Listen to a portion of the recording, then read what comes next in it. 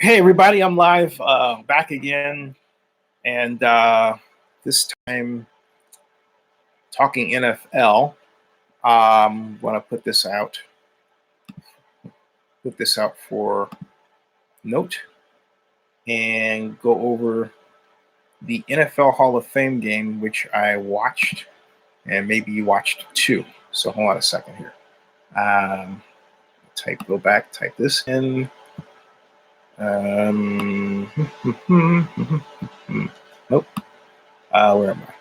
That is where I'm at. Live control room. Twitter. Won't give me the tweet. That is odd. Okay, let's do this another way. It's been a very here. Okay. Raiders Vegas news blog live stream. Yeah. There. Okay. All right. So what do we have here? We have a case of a very fascinating. Let me get this out of the way. I tuned into the NFL Hall of Fame game to see how Drew Lock, former Missouri quarterback, was going to do, right? And what I got was actually Drew Lock did, I thought, well. He was 7 for 11. However, he was 7 for 11 for the day, but he finished with I would say about 34 yards passing. However, I look at it this way. He was actually, instead of 7 for 11, he was actually 9 of 11, because there were two balls that were thrown deep that receivers got their hands on, barely, that had Drew not used his head in throwing them deep, would have been completions. And instead of reporting that he threw 7 for 11 for 34 yards, I believe we would have reported that he threw for 9 of 11 for 154 yards and 2 touchdowns. Okay, so which would be really great numbers. When Drew throws a deep ball, he aims with his head like this rather than his body. Folks, it's not the way to throw the deep ball. You throw the deep ball by not taking your eye off your target, not taking your eye off the receiver, no matter how far downfield the receiver is. And you throw and let your body eye coordination take the ball to the receiver, rather than you aiming your head, taking your gaze off the receiver, putting your momentary gaze into the air above it, thinking that you're aiming it, right? That seldom works. Just look at the receiver and throw the ball. That's the easiest way. You know where I got that from? Watching video of Peyton Manning, watching replay of Peyton Manning during his Colt years in particular, when his arm was at its best. That's what he would do. He didn't aim deep. He threw. And so the trajectory of the flight of the ball was flatter than it would have been if he was an aimer like Drew Lock. So I completely disagree with what Chris Collinsworth said during the game. Says he has to put air under it. No, he had to put any air under it. Actually, he put too much air under it. He aimed the ball. No aiming. Throw the doggone thing. Let your body do the work of getting the ball to the receiver. That's why Drew Lock wound up with less than the kind of statistics he could have come away with for that contest. Okay, so and that's what happened. So but does that mean Lock was a failure? No, not at all. Not at all. Drew Lock, I thought. Drew Lock is, with just a little bit of sprinkle here and there, capable of starting in the stead of Joe Flacco for the season. He is ready to do that. He's got a little bit of jitters. You can tell that was his first game, but by and large, I thought he did exceptionally well. he played comfortably. He made executed actions in a way that gave me confidence that he could run a full game plan during the regular season. You would have to give him a strong running game to help him build confidence, right? But I like the repertoire of short passes and the run the daylight cutback running that they were using, which the Falcons should be concerned with, because as I look at the stats from that game here, if I go back to the NFL statistics for the game, what I see, Broncos rushing the ball total, what he had, Khalifi Muhammad had 7 for 50. Noel, I don't know who Noel is, 12 for 26. Williams, 5 rushes for 9 yards. Drew Lock, 1 for 6. I don't know what Noel is, 3 for 4. The Broncos in total picked up, I would say 85, and then 91, almost 100 yards rushing. So they were held to less than 100 yards rushing. Muhammad, however, had 7 carries for 50 yards. He had a 7.1 yard average. And that was the straw that broke the Falcons' run defense back, those cutback runs that Muhammad was doing. What's a cutback run? It's where the offensive line blocks, say, to the right or to the left, and the running back runs to the left and then sees that the defense is going to the left and doesn't defend the right. So he turns right, the running back does, and there's this whole field before him to run. That's a very rudimentary way of explaining what cutback running is. And that's what happened. So it was a great game. It was one of those games that I enjoy watching. You have to be a fan of NFL football. I really enjoyed watching it. I really did. Quite a bit. Is it the kind of game that's indicative of how the season is going to go for either team? No. Well, yes. Yes. Because we learned some things. First of all, on the Falcons side, the Falcons have this new quarterback, and that new quarterback he really performed very well. I thought exceptionally well. But the best quarterback on the field, and that's Ben Kurt, excuse me. Kurt Ben Kurt. That's his name. It's Kurt Ben Kurt. KURTBENKERT. Kurt Ben Kurt.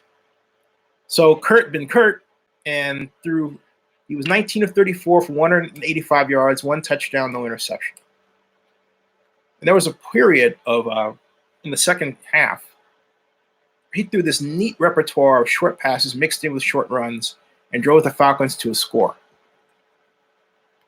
It was beautiful offense, done brutally efficiently.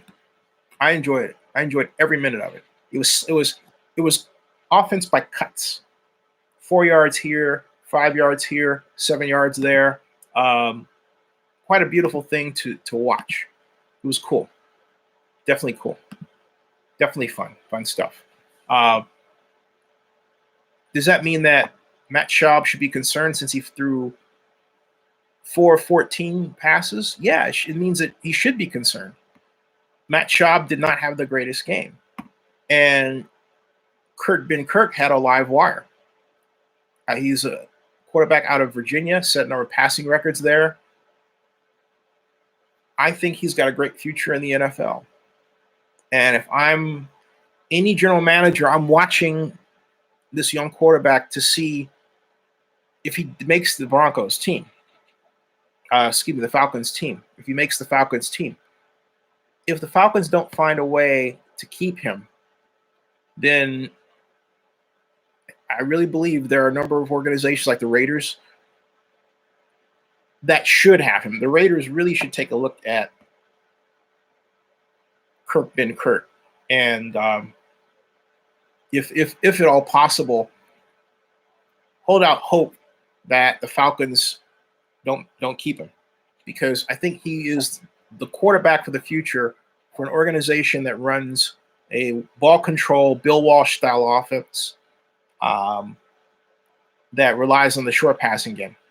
He is the person you want to run it for you. He can do very well. That much I'm confident. Very, very, very well. Defense, Falcons defense, first team looked good.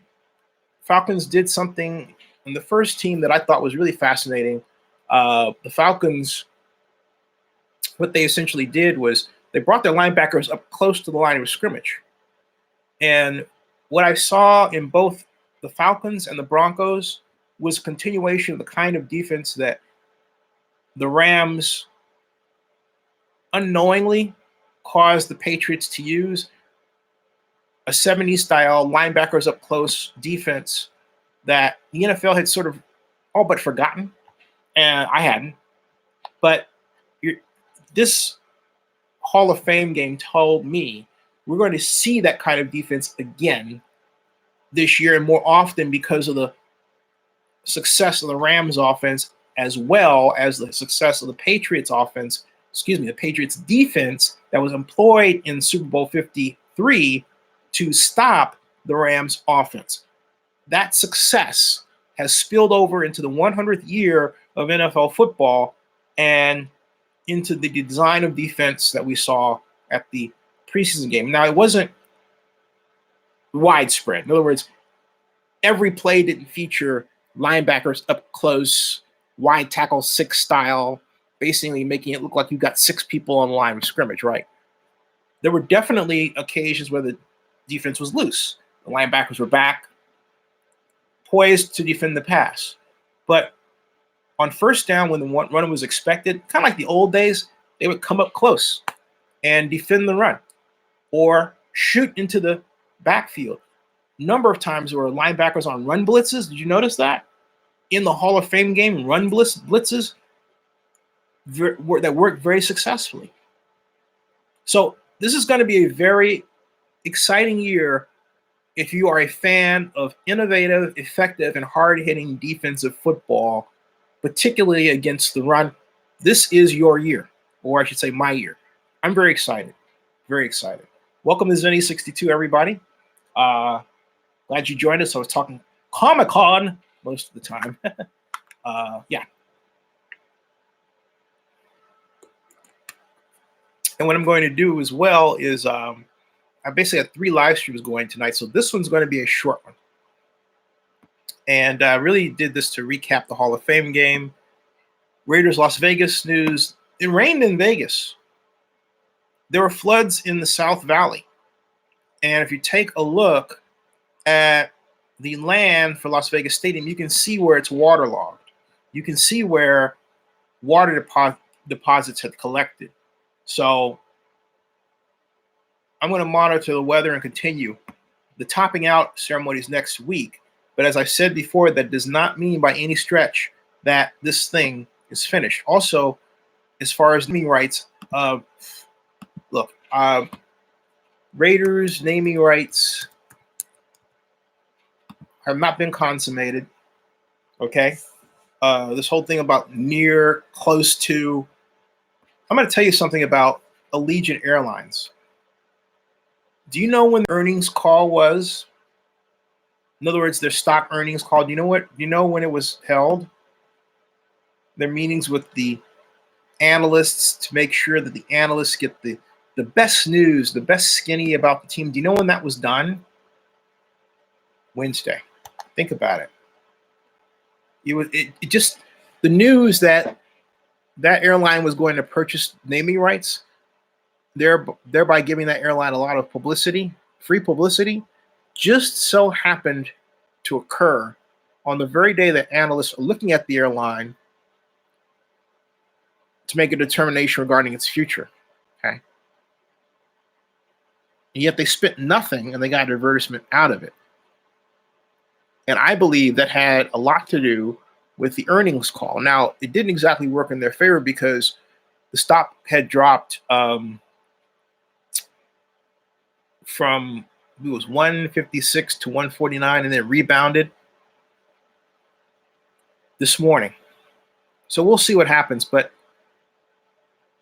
it doesn't make sense to me that Allegiant Air would spend roughly 10% of its net operating income on a $25 million a year, 20-year stadium naming rights agreement when its competitor airlines that have stadium naming rights agreements and arena naming rights agreements have net operating incomes into the billions, like 1.4 billion and so on. 1.4 billion for United, I believe 1.6 billion for American, okay? You're going to compare that to $250 million net operating income. You're going to plot 25 million from that? I don't think so. That would be considered a waste of money. Just saying. All right, so I will, I may do a special live stream tomorrow, but definitely coming back on Saturday, on Sunday. Stay tuned for more from Zenny62 on YouTube, and thank you for tuning in. I'll see you.